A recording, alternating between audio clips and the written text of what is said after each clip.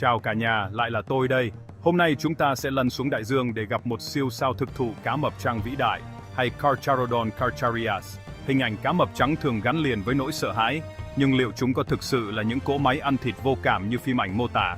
Thực tế, cá mập trắng là sinh vật cổ đại, tồn tại lâu hơn cả khủng long và đóng vai trò cực kỳ quan trọng trong hệ sinh thái biển. Hôm nay, chúng ta sẽ bóc tách những hiểu lầm, khám phá sự thật về cá mập trắng, từ cuộc sống, tập tính đến vai trò của chúng trong đại dương. Khi hiểu rõ hơn, bạn sẽ thấy cá mập trắng không phải là kẻ thù, mà là một kiệt tác của tự nhiên cần được bảo vệ. Sẵn sàng chưa? Cùng tôi khám phá chân dung thật của hung thần đại dương, nhé! Để nhận diện cá mập trắng, các bạn hãy tưởng tượng một quả ngư lôi sống khổng lồ có thể dài tới 6 mét, tương đương chiều dài của một chiếc xe buýt nhỏ và nặng hơn 2 tấn, tức là nặng hơn một chiếc ô tô gia đình thông thường. Thân hình của chúng được thiết kế hoàn hảo cho tốc độ và sức mạnh, với lớp cơ bắp cuốn cuồng ẩn dưới làn da thô ráp như giấy nhám. Khi bơi, cá mập trắng di chuyển uyển chuyển nhưng đầy uy lực, khiến bất kỳ sinh vật nào trong vùng nước của nó cũng phải dè chừng. Cá mập trắng có thể lao đi với tốc độ lên tới 56 km/h, nhanh hơn cả vận động viên bơi lội xuất sắc nhất thế giới đó các bạn. Tốc độ này cho phép chúng bất ngờ tấn công con mối từ dưới sâu, tạo nên những pha săn mối ngoạn mục mà ít loài nào sánh kịp. Một trong những đặc điểm nổi bật nhất là màu sắc đặc trưng, lưng xám hoặc xanh sẫm, bụng trắng tinh. Sự tương phản này không chỉ tạo nên vẻ ngoài ấn tượng mà còn là một chiến thuật ngụy trang hoàn hảo. Khi nhìn từ trên xuống, lưng tối màu giúp cá mập hòa lẫn với màu nước biển sâu, còn khi nhìn từ dưới lên, bụng trắng giúp chúng ẩn mình giữa ánh sáng mặt trời chiếu xuyên qua mặt nước. Nhờ vậy, cá mập trắng dễ dàng tiếp cận con mồi mà không bị phát hiện. Bộ hàm của cá mập trắng thực sự là vũ khí tối thượng của đại dương. Chúng sở hữu khoảng 300 chiếc răng hình tam giác, sắc như dao cao, được sắp xếp thành nhiều hàng. Khi một chiếc răng bị gãy hoặc mòn, ngay lập tức sẽ có răng mới thay thế. Quá trình này diễn ra liên tục suốt đời cá mập. Nhờ vậy, chúng luôn sẵn sàng cho những cuộc săn mồi khốc liệt nhất. Lục cản của cá mập trắng cực kỳ mạnh mẽ, đủ sức nghiến nát cả hai cẩu, sư tử biển, thậm chí là mai rùa biển. Khi tấn công, chúng thường lao lên từ dưới sâu, ngoạm chặt con mồi bằng hàm răng sắc bén, tạo ra những vết thương chí mạng chỉ trong tích tắc. Không chỉ mạnh mẽ về thể chất, cá mập trắng còn sở hữu giác quan cực kỳ nhạy bén.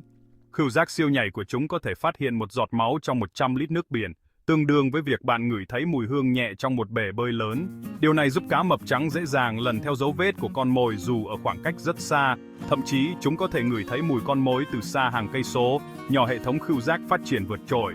Chỉ cần một tín hiệu nhỏ trong nước, cá mập trắng đã có thể xác định phương hướng và tiếp cận mục tiêu một cách chính xác. Đặc biệt, trên mọm cá mập trắng có hàng trăm lỗ nhỏ gọi là ampullae of Lorenzini. Đây là các cơ quan cảm nhận điện trường cực kỳ nhạy. Nhờ chúng, cá mập có thể phát hiện những tín hiệu điện yếu ớt phát ra từ cơ bắp hoặc nhịp tim của sinh vật sống, kể cả khi con mồi ẩn nấp dưới cát hoặc trong bóng tối hoàn toàn. Điều này biến cá mập trắng thành thợ săn vô hình của đại dương.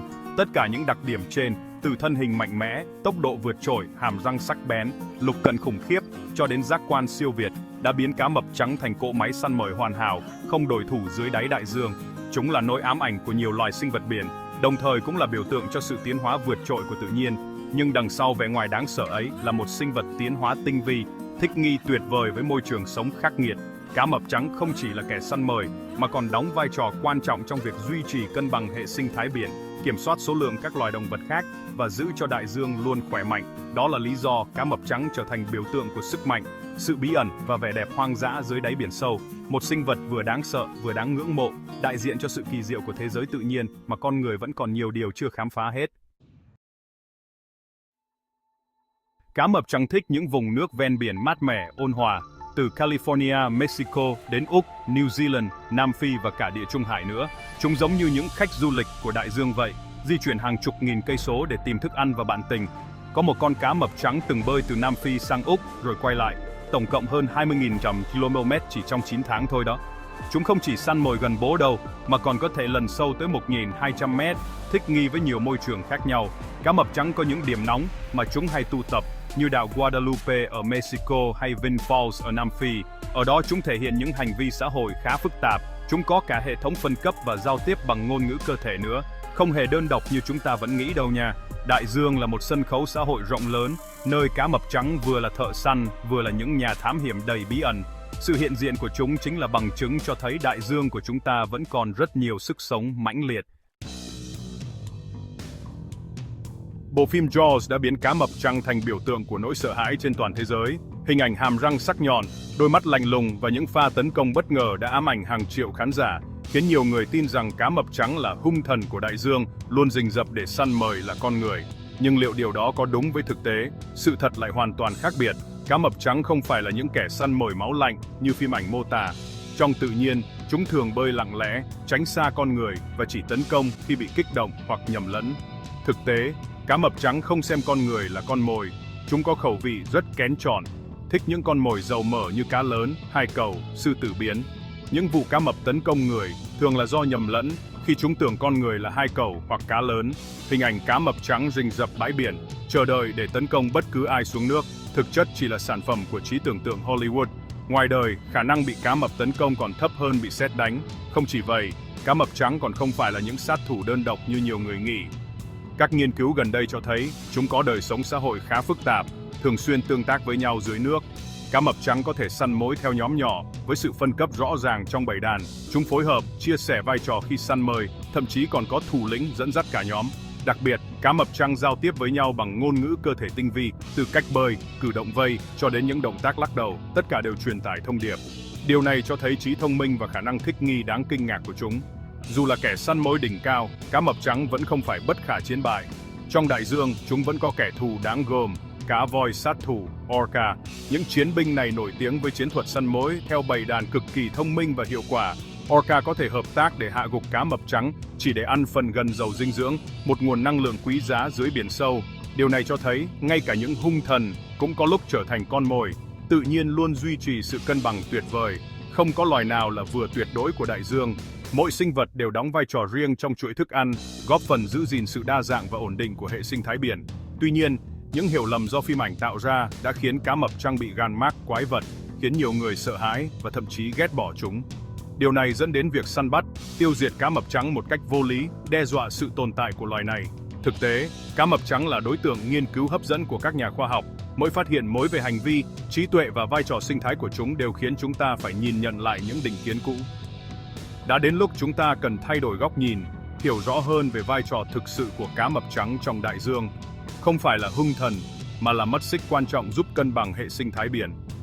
Hãy bỏ qua nỗi sợ hãi do phim ảnh tạo ra, cùng khám phá sự thật về loài cá mập trắng, những sinh vật tuyệt vời, bí ẩn và không thể thiếu của đại dương xanh. Cá mập trắng có nguy hiểm với con người không? Có, nhưng nguy cơ cực kỳ thấp. Mỗi năm, chỉ khoảng 510 vụ cá mập tấn công gây tử vong trên toàn thế giới, ít hơn nhiều so với ống đột hay sét đánh. Phần lớn các vụ tấn công là do nhầm lẫn cá mập tưởng người bơi là hai cẩu, con mồi yêu thích của chúng.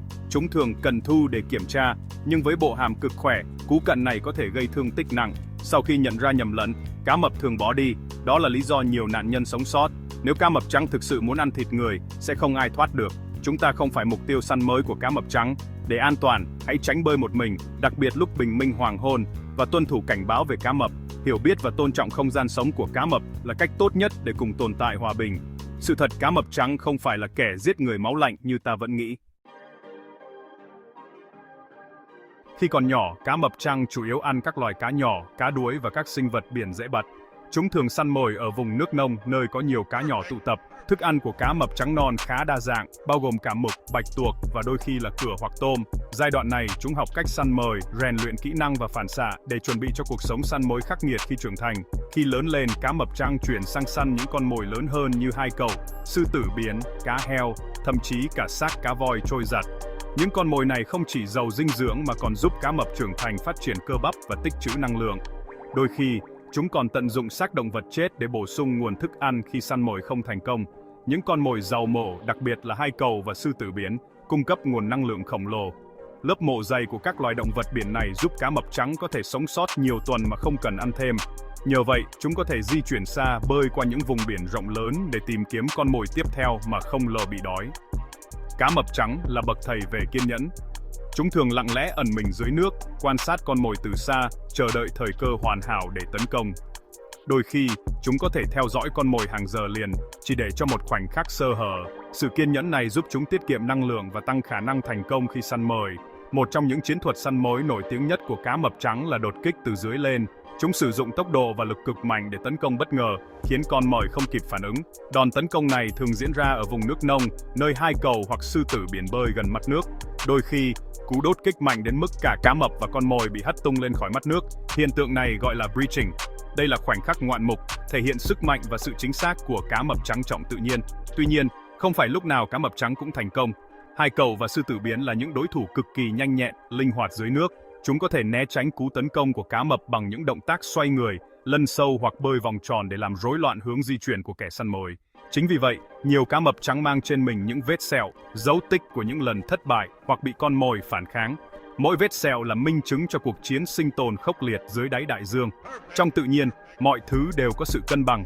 Cá mập trắng không phải là cỗ máy giết chóc hoàn hảo như nhiều người vẫn nghĩ. Chúng cũng phải đối mặt với những thử thách, thất bại và nguy hiểm từ môi trường sống. Đôi khi, cá mập trắng còn bị thương do va chạm với tàu thuyền, lưỡi đánh cá hoặc thậm chí là những trận chiến với đồng loại. Chúng cũng phải vật lộn để sinh tồn giữa đại dương rộng lớn, nơi nguồn thức ăn không phải lúc nào cũng dồi dào. Cuộc sống dưới đại dương là một chuỗi đấu tranh không ngừng giữa các loài săn mồi và con mồi. Mỗi ngày, cá mập trắng phải cạnh tranh với các loài cá mập khác, cá voi sát thủ và nhiều loài động vật biển lớn khác để giành lấy sự sống. Ngay cả với kẻ săn mồi đỉnh cao nhất như cá mập trắng, sự tồn tại vẫn là một thử thách lớn. Chúng phải không ngừng thích nghi, học hỏi và phát triển kỹ năng để tồn tại giữa đại dương bao la. Chúng ta nên ngưỡng mộ sự bền bỉ, ý chí mạnh mẽ và kỹ năng săn mồi tuyệt vời của cá mập trắng. Đằng sau mỗi lần săn mồi thành công là cả một quá trình rèn luyện, thất bại và nỗ lực không ngừng. Đằng sau mỗi vết sẹo trên thân cá mập trắng là một câu chuyện sinh tồn kỳ diệu, minh chứng cho sự khắc nghiệt và vẻ đẹp của thế giới đại dương. Cá mập trắng là bác sĩ của đại dương đó các bạn. Chúng săn những con mồi già yếu, giúp ngăn dịch bệnh lây lan và giữ cho nguồn gen của các loài khác luôn khỏe mạnh. Nhờ có chúng mà số lượng hải cẩu và sư tử biển không bị bùng nổ quá mức, giúp duy trì sự cân bằng của hệ sinh thái biển. Cá mập trắng còn kiểm soát số lượng các loài săn mồi nhỏ hơn, tạo ra một hiệu ứng dây chuyền quan trọng trong chuỗi thức ăn dưới biển sâu.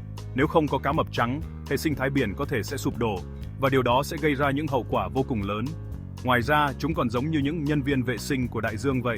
Chúng ăn xác cá voi chết, giúp làm sạch biển và tái chế dinh dưỡng. Vai trò của cá mập trắng có thể thầm lặng, nhưng lại không thể thay thế được đâu nha. Chúng chính là những người hùng thực sự của biển cả, chứ không phải là hung thần như chúng ta vẫn thường nghĩ đâu. Cá mập trắng đang đối mặt nguy cơ tuyệt chủng, được IUCN xếp vào danh sách sập nguy cấp. Mối đe dọa lớn nhất không phải cá voi sát thủ, mà là con người săn bắt lấy vị, hàm, răng và đánh bật không chủ đích. Vị cá mập bị săn lùng làm món ăn xa xỉ, hàm và răng bán làm đồ lưu niệm, đẩy cá mập trắng đến bờ vực suy giảm. Chúng sinh sản rất chậm, mặt 15-30 năm mới trưởng thành, mỗi lần chỉ sinh vài con non. Khi bị săn bắt quá mức, quần thể cá mập trắng cạn hàng thập kỷ để phục hồi. Mất cá mập trắng, hệ sinh thái biển sẽ mất cân bằng, ngành thủy sản sụp đổ, bệnh tật lan rộng. Bảo vệ cá mập trắng là bảo vệ sức khỏe đại dương và cả hành tinh xanh của chúng ta. Khi cá mập trắng gặp nguy hiểm, đó là lời cảnh báo cho tất cả chúng ta. Chúng ta cần thay đổi cách nhìn, đừng xem cá mập trắng là quái vật nữa. Hãy bắt đầu nhìn chúng như những sinh vật cổ xưa, vĩ đại và rất quan trọng. Hãy chia sẻ những điều mình biết, kể cho bạn bè, gia đình nghe về vai trò thật sự của cá mập trắng. Đừng dùng các sản phẩm từ cá mập, đặc biệt là súp vị cá nha. Hãy chọn hải sản được đánh bắt bền vững, không làm hại cá mập. Ủng hộ các nhóm bảo tồn, góp tiền, tham gia tình nguyện, hoặc chỉ đơn giản là chia sẻ thông tin hay. Mọi việc nhỏ chúng ta làm khi cùng nhau sẽ tạo ra sự thay đổi lớn cho biển cả. Đại dương là nhà cửa hàng triệu loài vật, cá mập trắng là những người bạn lâu đời và đáng kính nhất. Chúng ta có trách nhiệm bảo vệ những điều kỳ diệu này cho con cháu sau này. Thay vì sợ hãi, hãy chiêm ngưỡng và tôn trọng cá mập trắng. Cảm ơn quý vị đã lắng nghe và cùng tôi bảo vệ vua đại dương thật sự.